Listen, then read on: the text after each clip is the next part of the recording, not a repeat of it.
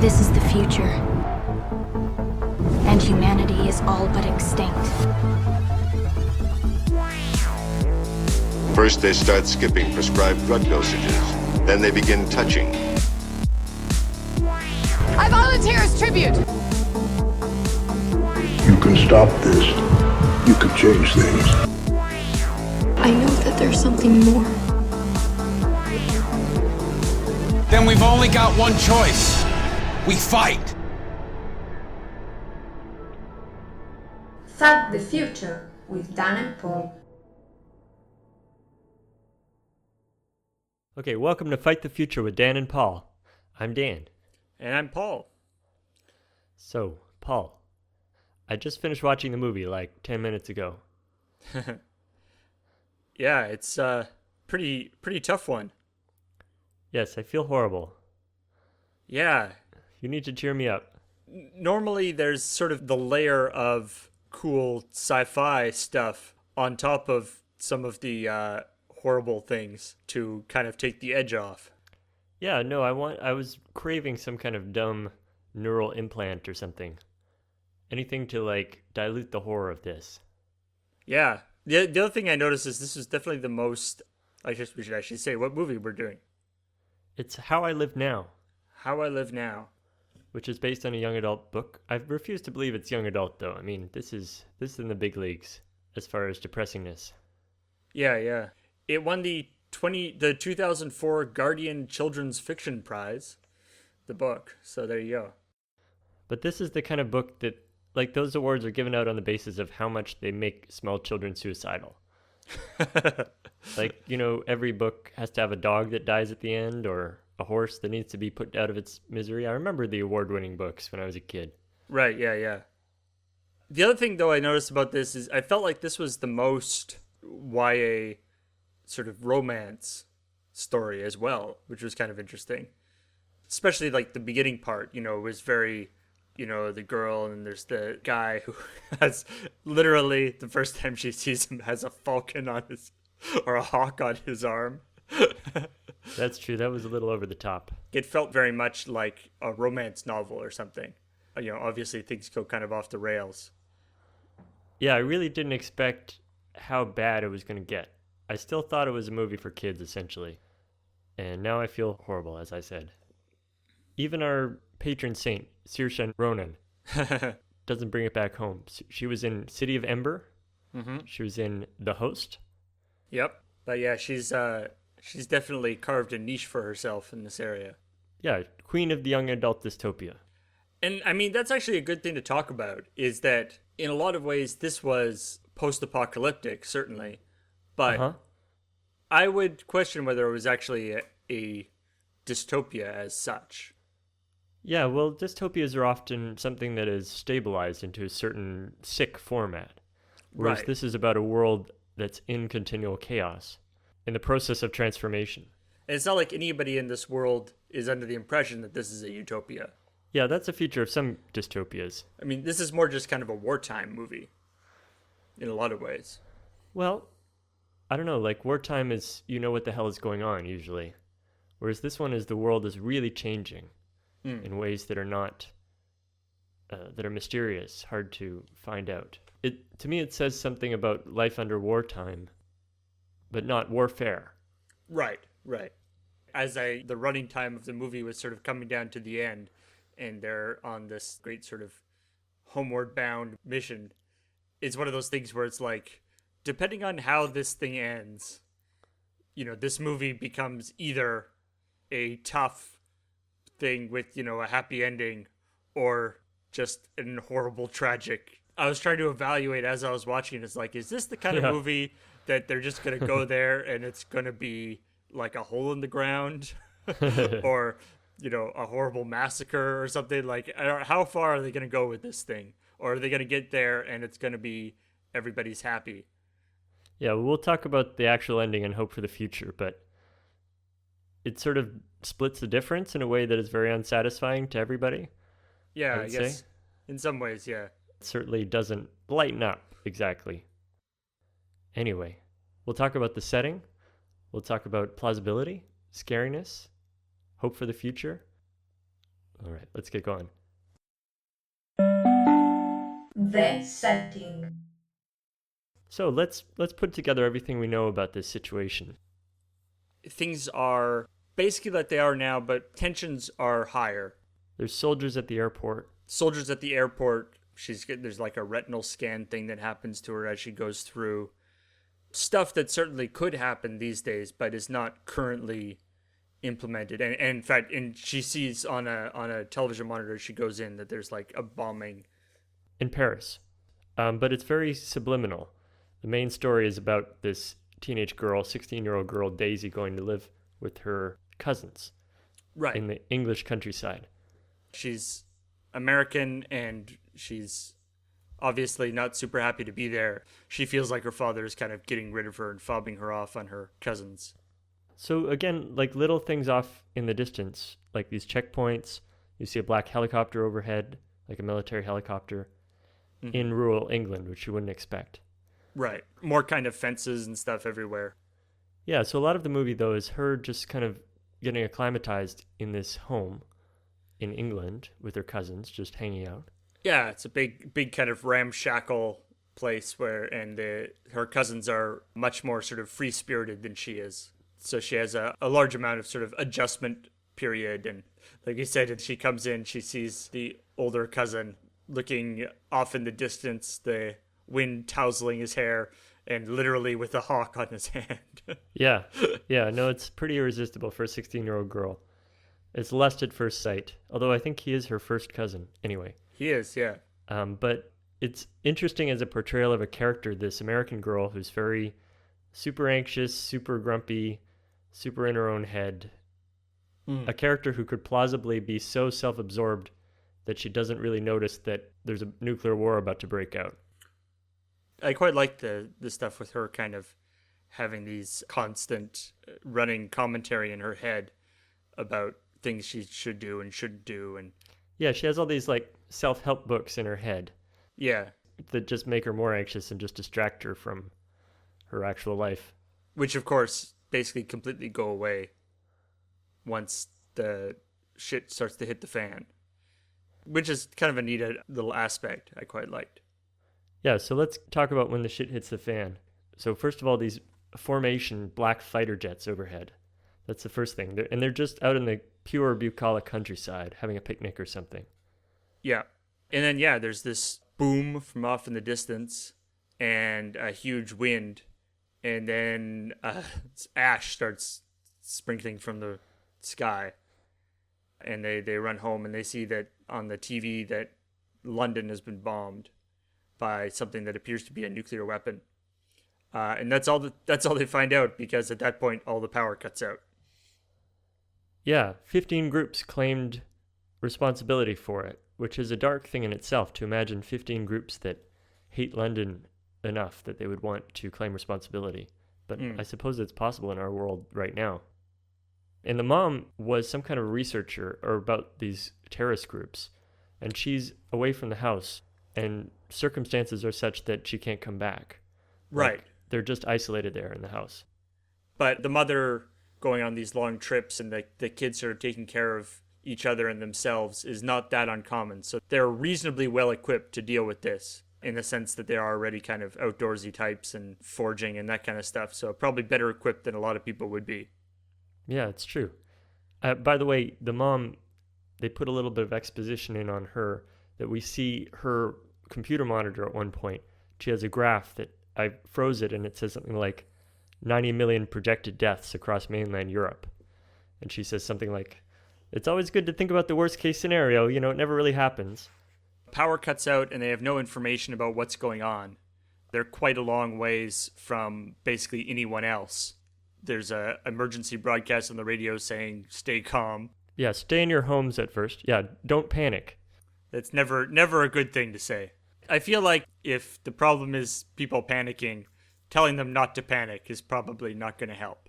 Especially not an automated voice over the radio. But yeah, then they change the orders, which is that they should evacuate the house. But they say, fuck that. So they stay there. The power is out, but things seem to be still sort of quite remote. They're sort of separate from all this nastiness that's going on. and things are still basically the same in their countryside place. And they don't even know what's going on, but are happy to live in ignorance. And then their lives are shattered once again by the arrival of the military. Yeah, they announce their welcome by shooting holes through the side of their guest house with a machine gun. Yeah. And they drag them off in different directions in different cars. They separate the boys and the girls. Daisy is actually like zip tied, zip cuffed. So it's not like a friendly evacuation thing. They're almost treated like enemy combatants or something. So that's where we see a tiny bit more of the outside world. We see wrecked cars and sort of smoking craters around. We see checkpoints that can turn violent. We see that people are living with water tablets because water supply is apparently contaminated by terrorists.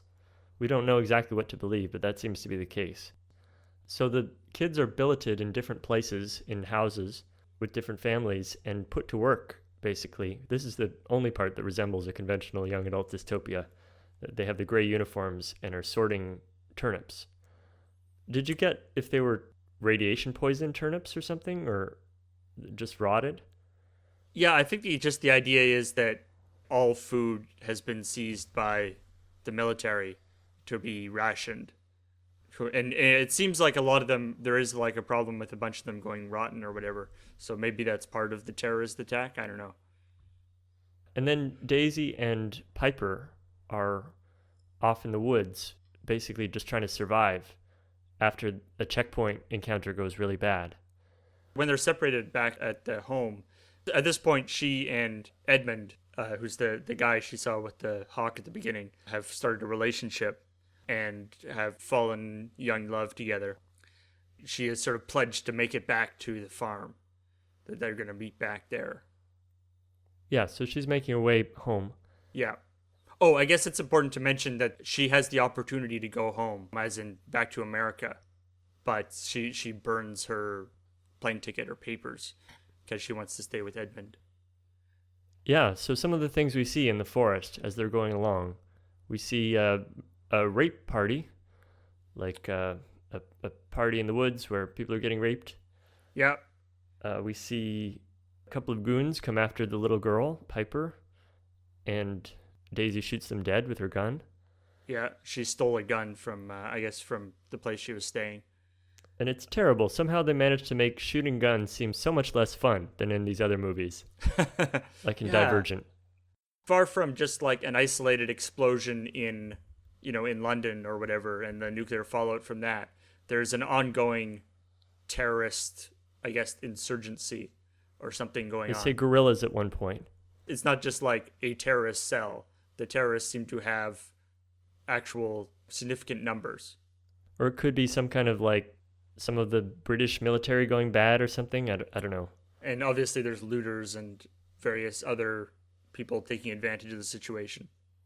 Yeah, we can't really tell you any more than this, though, because the movie is deliberately vague. So something that I didn't understand at all, that was probably the most nightmarish part, was when she comes to the camp that all the boys have been taken to. So boys and girls have been separated. And she finds the camp empty, there's just a fox there, and that just a pile of dead bodies of all the boys in the camp. Yeah, it's clear that the camp was a military training facility. Okay. They ask the boys' ages when they are being separated, and so they take the boys to this military training facility, presumably, and then I guess the terrorists or the guerrillas took over the facility, and they seem to have just basically executed everyone in a really horrible way and piled them in a pile. Oh, God. It's incredibly, very, very graphic for something like this. Yeah, one of them is her 14-year-old cousin, Isaac. Yeah. His glasses are smashed, and he's just a corpse. We see very graphically. Was this movie rated R? It should have been. Okay, so that makes more sense. I didn't have any idea what happened there. It's clear that when Daisy has been taken to this kind of foster area and it's sort of under the control of the military, that they do not have very good control, that it's very much an ongoing thing, that the the terrorists or insurgents or whatever are putting up a real fight and are very close to where they currently are, and in fact take over the checkpoint. So that's showing that it's one of these situations where nobody has enough information. The situation is rapidly changing in a way that can easily get you killed if you're in the wrong place at the wrong time. Plausibility. Something I was thinking about was that really what's remarkable about this is that it's happening in England to white people. Like, every element of this is going on somewhere in the world right now. Maybe not the nuclear part. But, you know, the checkpoint scene is something that could happen anywhere in dozens of countries right now. You come to a checkpoint, you don't know if it's the good guys there, the bad guys. Are you going to make it through okay? I mean, right now, Syria is happening. Not to get super heavy on what's supposed to be an entertaining podcast. Again, it's very hard to get a grip on what it is. Is it a bunch of terrorists coordinating an attack? Just one big attack? Is it an actual attack by another country? They never say. They refer to it as a war at the end. Right. But it's very unclear. But all of the individual elements are plausible, I would say. Except for the nuclear part. Maybe we'll talk about that. The thing is that all the actual scary stuff doesn't actually have anything to do with, they don't talk about any kind of nuclear stuff at all. Nuclear fallout, radiation, or anything like that. The nuclear aspect is just, I guess, because it's a really big bomb. Yeah, and it's a bit odd, really, even that they included it at all, because nuclear weapons are very uniquely scary in the way that the radiation is so insidious, so hard to get rid of, and so invisible. Them having the ash fall on them at the very beginning. You'd think that they would be dead. Yeah, I thought that actually was going to be, significant farther on, but it didn't turn out to be. And there's a movie called The Next Day, something like that, where a town is hit by nuclear fallout in America, and people just gradually get sick and die. That's the whole movie. It might be able to rival this as far as depressingness. To me, yeah, that's I was hearing some stuff about Chernobyl, and only 28 people died from the original explosion. But some estimates say that like 1 million people had their lifespan cut short as a result of all the fallout radiation and stuff getting into the water supply, stuff getting into the food. Yeah, just the cycle of life is totally poisoned. And they had the Russian government sent in all these workers, and they all got poisoned invisibly. And even the people around them later got poisoned. If you get seriously irradiated, then your whole body is actually dangerous. Anyway, I was expecting it to get into that, not that it needed more grimness. There are no Geiger counters or anything that we saw going on. Yeah, very strange. They were wearing those sort of plasticky outfits when they were doing all the work, but... Yeah. In terms of plausibility, I mean, it's sort of like Little Brother. That's the whole thing with this movie, right? It's that its plausibility is why it's terrifying. And yet why it still qualifies as entertainment, just barely, is that we are somewhat comfortable that it won't really happen. That England won't get hit with an absolutely crippling bomb. Even though, I mean, I wonder if this is the English imagination, because Children of Men also had bombs going off. And you don't really see that in American dystopias. You see either a nuke or nothing. Of course, even now, aspects of the Second World War are still sort of deeply ingrained in the English consciousness.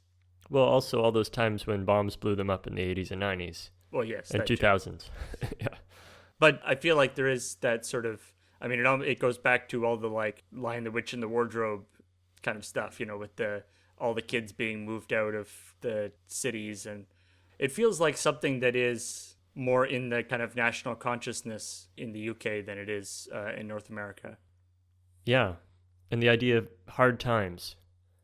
Like, I guess, yeah, America tends to be sort of all or none, whereas England has lived through sort of mini-apocalypse, as in wartime. I mean, just call it wartime. America has no experience of wartime, and neither does Canada. Certainly not war on our own soil. Yeah, and all the things that it entails, like military control. Not for a very long time, anyway. Rationing. Yeah, you're talking about the French-Indian War? And, yeah. I mean, the Americans have the Civil War and stuff, but still, it's quite a long time. I don't think I've gotten over the French-Indian War yet completely. I feel it makes me very deep and soulful. I was just looking at that the author is American, but is based in the UK. Is based in London. Really? Yeah. Maybe she was like, these limeys will eat this shit up. They love stuff with bombings. What about, like, as far as human nature goes? Well, the military is actually not too bad in this one, what we see of it. But the human beings are basically your default Walking Dead, that people just revert to being gross. Or some people do, anyway. Some people do, yeah. In the woods, there's dangerous people. Yeah, and by the time the military has made it to their little farmhouse out in the countryside, they're not taking any guff, I guess. You know, they just see someone moving in a farmhouse and immediately open fire on it, assuming that their person is a terrorist.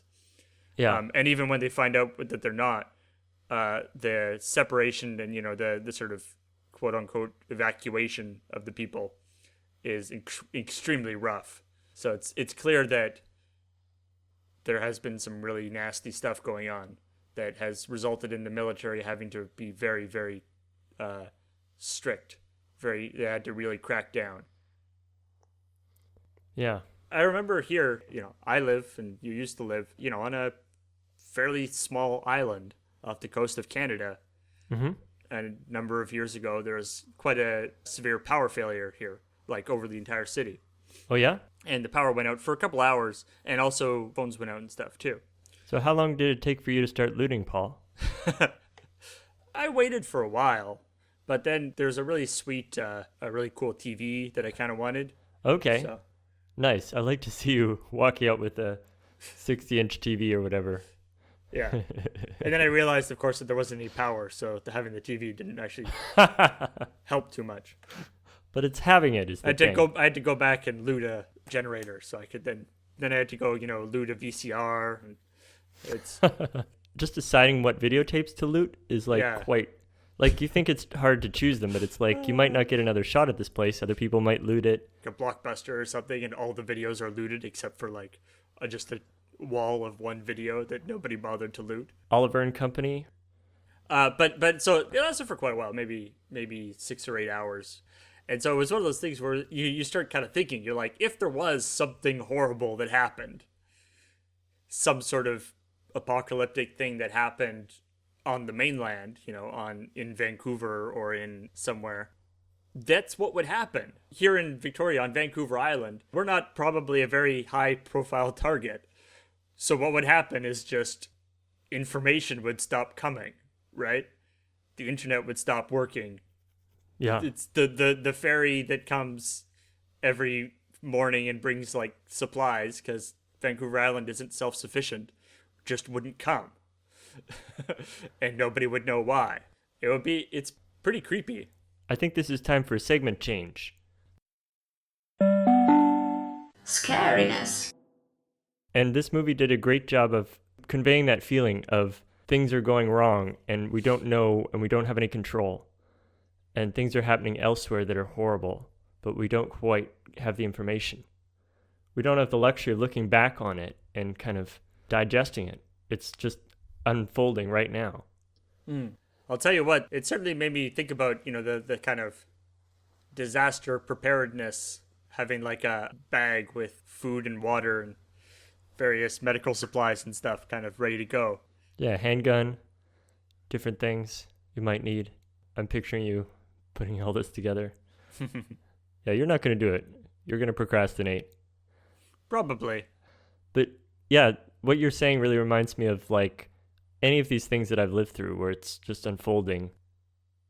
The fact that our world could change, that the things that we take for granted could change, and I wouldn't know about it right away. That was unbearable. I mean, that's what news networks rely on.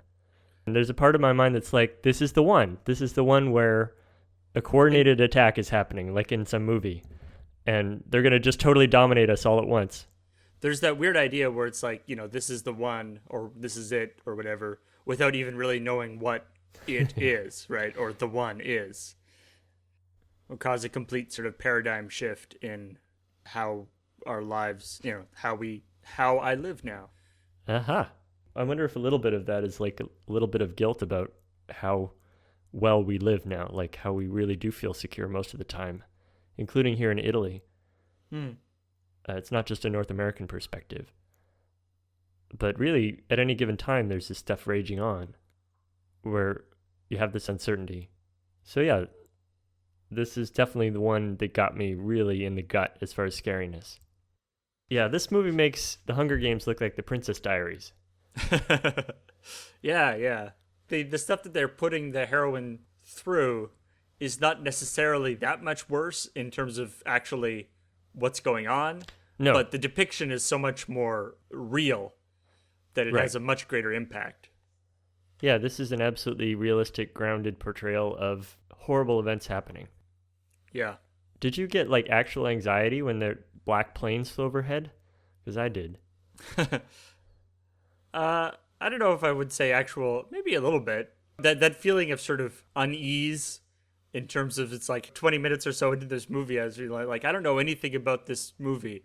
What kind of a movie is this? How are they going to push this? How bad can it get? Yeah. I don't feel confident that this is going to end up well. Whereas, in the Hunger Games or whatever, there's going to be some sort of bright points, I guess. Yeah, there's going to be some known enemy to fight. There's going to be some victory. There's going to be something. Mm-hmm. Sort of brings up the kind of extremely low-level anxiety that might sort of be in the background somewhere. It kind of brings that to the forefront and being like, yep, this is a thing that could happen. Just letting you know. I have this debate with myself whether consuming all these dystopias makes me more of a worrier or is actually comforting. Like reading The Road, for example, which is my yardstick always for the worst case scenario. In a way, it's comforting because it's like, it's not this amorphous thing. It's a specific future that is horrible, but it's not just defined as the worst thing imaginable. It's a specific set of circumstances. Right. But I'm not sure. Maybe it does make me worry more. It's kind of a wash. I know that when I watch Teen Titans Go in Italian, it doesn't make me worry more. That's guaranteed. The antidote for the road. That'll be our next podcast, okay? All right. Episode by episode reviews of all 250 episodes of Teen Titans Go. All right. This is the one where Cyborg makes meatballs. That's literally the plot. Scariness. Not too scary. Yeah, we just keep the same segments. The meatballs could turn out not so good, but hope for the future. You could be eating meatballs in the future, so yay. I like this podcast better. All right. Well, then let's talk about hope for the future. Hope for the future. This has been kind of a downer so far, but there is a little bit of hope anyway. Yeah, the lights come on at the end. So yeah, the lights come on. There seems to be a ceasefire. And as we mentioned, Isaac doesn't make it, but she does find Edmund, although it looks like he's been horribly beaten or something. She finds him in the woods near their old house and takes him back and cares for him and kind of nurses him back to health. But her aunt and their mother doesn't seem to be coming back. But, emergency relief starts being delivered, the power's on, things are sort of starting to get back to some semblance of normality. And, she's with Edmund, that was sort of her goal all along. She's deeply in love with him, although the trauma from whatever Edmund experienced during the war seems to have left him severely damaged in some way. Some deep psychological scarring. He's got whatever PETA has. With the title like How I Live Now, you can almost bet that the thing is going to end with her kind of doing a voiceover being like, this is how I live now. And indeed it does. They sort of created a new normal, which obviously is a lot different than it was before. In some ways, she's happier in the sense of she feels like her life has, more purpose, whereas she's sort of ashamed of the person she was before all this trauma happened. Yeah, there was a bit of that bothered me, in fact, almost like this whole set of events was like therapy for her. It's almost like saying, hey, you millennials, with your medications and your whatever self-help blogs. What you need is to just toughen up. When you face something real, that's when all that'll just melt away and you'll become actual strong, responsible people. What do you think the medication that she was taking was? Yeah, I don't know. Probably something like Effexor or antidepressant or anti-anxiety, something like that. Don't you think so? Yeah. I was thinking something like that, or I was thinking like whether there's some sort of like diet pill or something. But could be. Yeah, but the voices did start up again. You were saying that her self-help voices quieted down, but they sort of come back to help her, but that's right when she shoots a couple of people in the chest. So it's ambiguous. Yeah. Including the one who's asking her for mercy. I don't know, did you get that vibe or not really? I mean, I can see there's a certain aspect of that, but I mean, that's any movie where a character has that kind of transformative arc. I think that's going to be present. Although The Hunger Games, to its credit, portrays Katniss as completely broken at the end. It's true. So what else happened? So one thing that was interesting was it seems as though they refer to the war in the past tense at the end of the movie. Yeah, well, they talk about there was a ceasefire that happened. Yeah, exactly. It seems as though it was only a matter of weeks that this is all going down. Would you say that? Yeah, I don't know. The timeline is a little tricky. There's a certain kind of almost dream-like quality to the time. Right. In the sense that there's sort of several sections that are kind of montages, and it's very unclear as to how much time passes during those periods. So yeah, it's less than a year for sure, right? Yeah, I mean, you don't see much in the way of seasonal changing or anything like that. I would guess maybe a couple of weeks, maybe a couple of months. I mean, the fact that there's like a ceasefire is a thing that can happen is kind of interesting, right? Because then that implies that there's somebody on the other side to negotiate a ceasefire with. It's not just like rabble doing... Anarchists doing nasty stuff. That actually is some sort of organization. That have a specific goal. Yeah. It's hopeful and not hopeful in the sense that there is a enemy, but they can be negotiated with. Right. I mean, the end is only hopeful in contrast to the rest of the movie. Right. I guess. I believe in the book, Daisy actually goes back to America. Okay. Right after the war, and then manages to get back to England at some point. That should be in How I Live Now too, in America. They're saving it for the second one. How I Live Now, coming to America. Coming to America. Oh no, there's another attack here and another cute boy. Considering that she already has a complex about, her being the cause of terrible things happening. If she goes back to America and then there's another terrorist attack there, that's going to totally mess her up. Yeah, at one point, this seemingly intelligent 16-year-old girl is like, I'm the reason this is happening. I'm jinxed. Mm-hmm. Wow, is she self-centered. So it's portrayed as some kind of an evolution that she devotes the rest of her life to trying to nurse this guy back to health.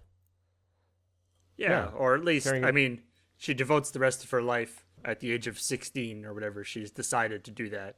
Yeah. Like, I thought that the portrayal of the sort of young love and loving strongly and deeply so quickly was actually quite well done, and sort of being, I want to be with you forever, and, burning her papers to get out of the country and all that stuff. Possibly, she hasn't actually spent very much time with the guy. And then in the last part of the movie, he's not talking at all. So I feel like she doesn't really know him that well when it comes right down to it. Yeah, so that's where it kind of lurches back to being a teen girl fantasy. Super hot, hunky guy, also very non-threatening, and with a defined role where you just have to take care of him. Yeah, it's got both the strong, hunky, will be able to protect you and care for you, but then also the, being able to care for him and nurse him back to health. So you're saying that he's still able to act as her muscular protector at this point. She just has to point him in the right direction. Yeah. Attack. Yeah, exactly. As long as he doesn't have to say anything, she can just kind of Right, so it's a perfect boyfriend.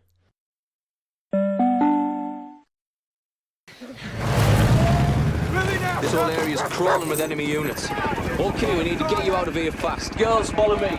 Boys, how old are you? I'm 16, I'm old enough to look after all of us. How old are you? 14. We don't need help. Well, the girls in residential. Boys, these two Gatesfield. Stay where you are. Girls, what did I say? Get in the van. Boys, you wait there and someone will come down and advise you. What's Gatesfield? Look, this is not a discussion, this is an order. I'm a U.S. citizen. We're not going anywhere. I want to speak to the American embassy right now. Reynolds, Atherton! Get them in the van. Wherever they take you, find a way to get back here. Promise me. Son, out the way. Girls in the van. No, you can't split us up. How I Live Now. Tough one. Anyway, another one in the can. No, that's probably not the right note to hit. Again, establishing Saoirse Ronan as the queen of young adult apocalypse. Yeah. Yeah, so reminder is that everything on Loading Ready Run, including this podcast, is supported by our Patreon at patreon.com/loadingreadyrun.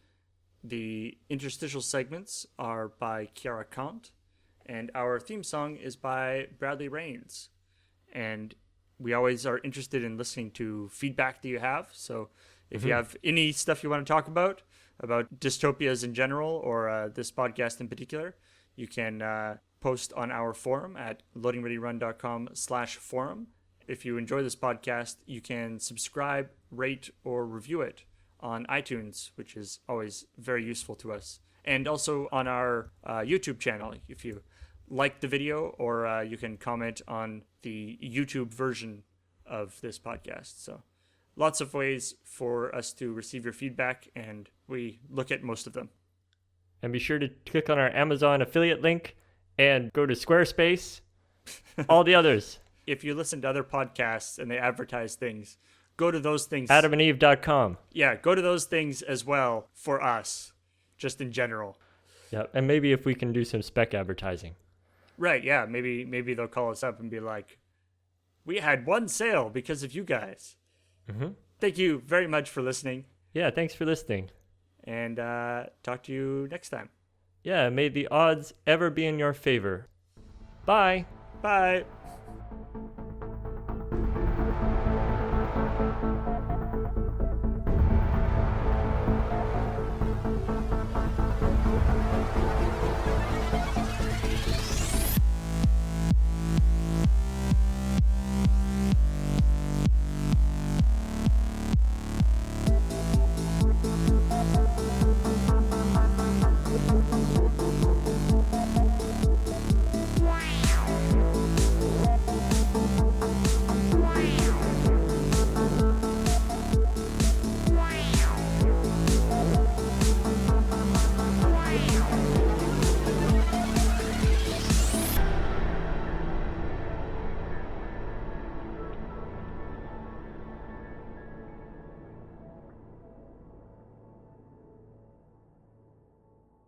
Ci vediamo.